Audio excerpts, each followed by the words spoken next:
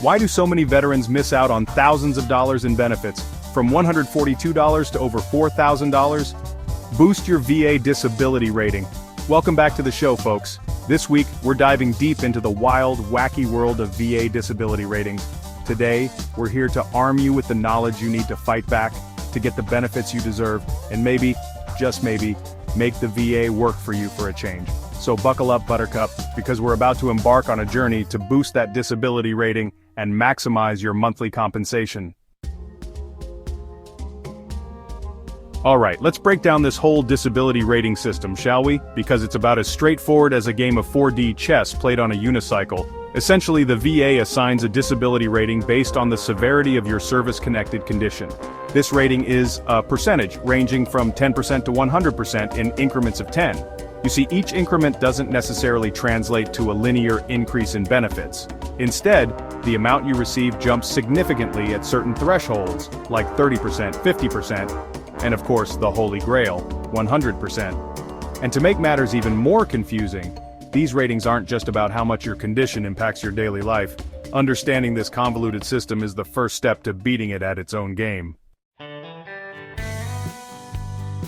Now, you might be thinking, okay, Paul, this rating system sounds like a bureaucratic nightmare, but what does it actually mean for my bank account?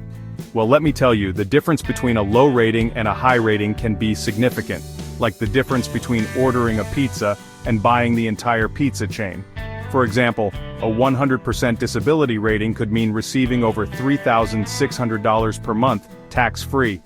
But here's the kicker. Even a small increase in your rating can lead to a substantial bump in your monthly compensation.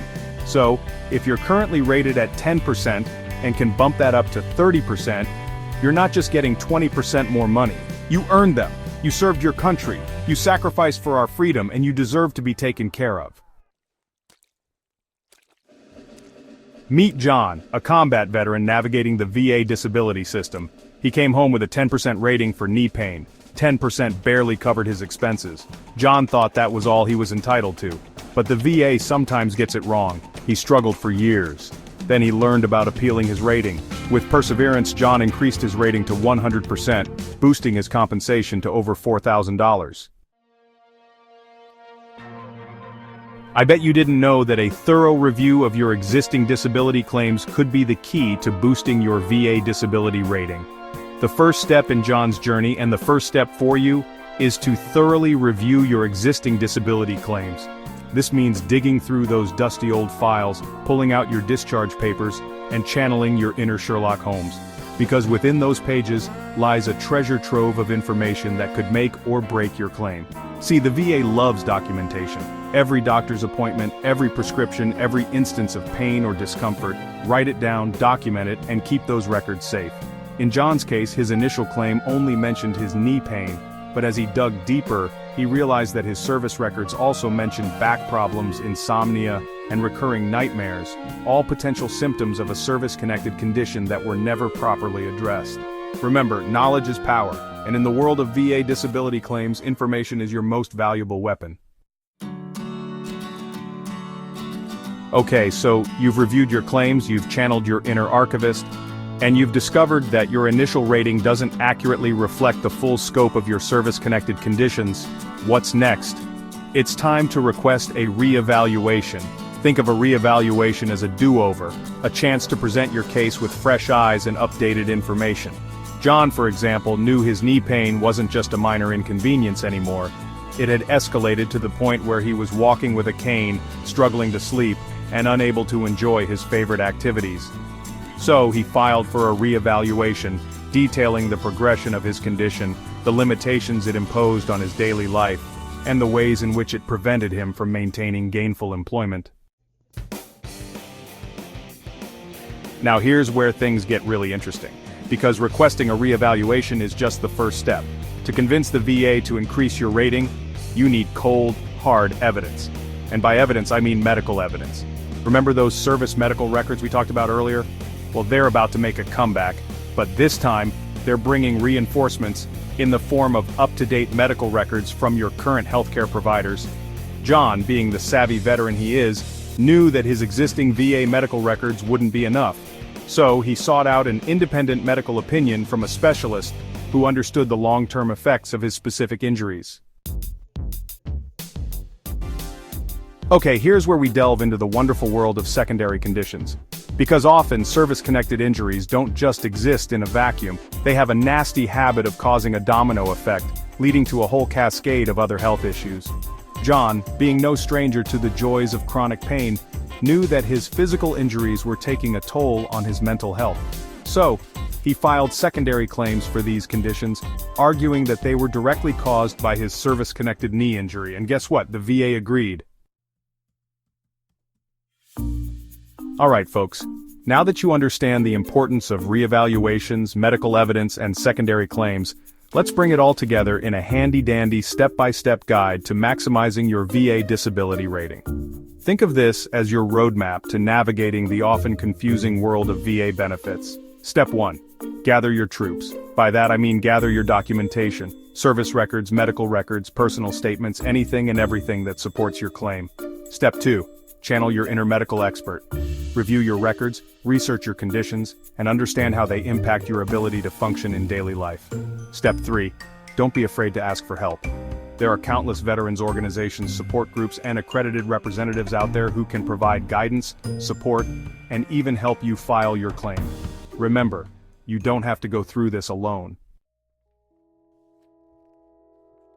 Let's talk documentation, shall we? Because in the world of VA disability claims, documentation is king. First and foremost, make sure your medical records are up to date and comprehensive.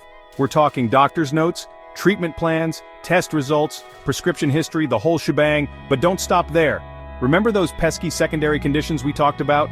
Well, you're going to need documentation for those too. And here's a pro tip. Don't underestimate the power of a well-written personal statement. This is your chance to tell your story, to put a human face on the medical jargon, and to explain how your injuries impact your daily life in your own words. Now let's talk about the importance of independent medical opinions, or IMOs for short. Because sometimes, you need a fresh set of eyes, or rather a fresh set of medical credentials, to really drive your point home. An IMO is basically a second opinion from an independent healthcare professional who has expertise in your particular area of injury or illness. Think of it like calling in a specialist witness during a trial. They're there to provide expert testimony, to back up your claims, and to convince the jury, or in this case, the VA, that you deserve a higher rating. Finding the right IMO provider is crucial. Look for someone who specializes in your specific condition, who has a proven track record of helping veterans, and who can provide a thorough and well-documented evaluation. Let's talk about Nexus Letters. These letters link your current medical conditions to your time in service. A Nexus Letter is a statement from a medical professional establishing this connection. It's like saying, "Hey VA, this injury is from my service." A strong Nexus Letter can be the difference between a denied claim and an approved one. Don't underestimate its importance. Get a good Nexus Letter and boost your success. Remember those pesky secondary conditions we talked about earlier? The ones that pop up like uninvited house guests thanks to your service-connected injuries? Well, now it's time to give them the attention they deserve. See, many veterans don't realize they can file for secondary conditions. If you can demonstrate a clear link between your primary service-connected condition and a secondary condition, you can and should file for it. The VA's job is to recognize those fallen dominoes and compensate you accordingly. So, how do you connect the dots? Documentation, my friends, medical records, personal statements, Nexus Letters, anything that shows a clear cause and effect relationship between your primary and secondary conditions. Don't be afraid to get creative, to think outside the box, and to build a strong case for every single fallen domino. Okay, so you've reviewed your existing claims, gathered your documentation, and maybe even secured some impressive-sounding Nexus Letters. But what if you're experiencing new symptoms or conditions that weren't present during your initial evaluation? Well, my friend, it's time to file for a new claim. Think of a new claim as an addendum to your VA disability story. A new chapter in your ongoing saga. The key here is to be thorough, to be persistent, and to never give up. The VA disability system can be a long and winding road, but with the right knowledge, the right support, and a healthy dose of determination, you can navigate it successfully and get the benefits you deserve. And that, my friends, is just the tip of the iceberg when it comes to boosting your VA disability rating. We've covered a lot of ground tonight, but remember, this is a marathon, not a sprint. Don't forget to like, share, and subscribe for more helpful content. And until next time, stay informed, stay persistent, and keep fighting for what you deserve.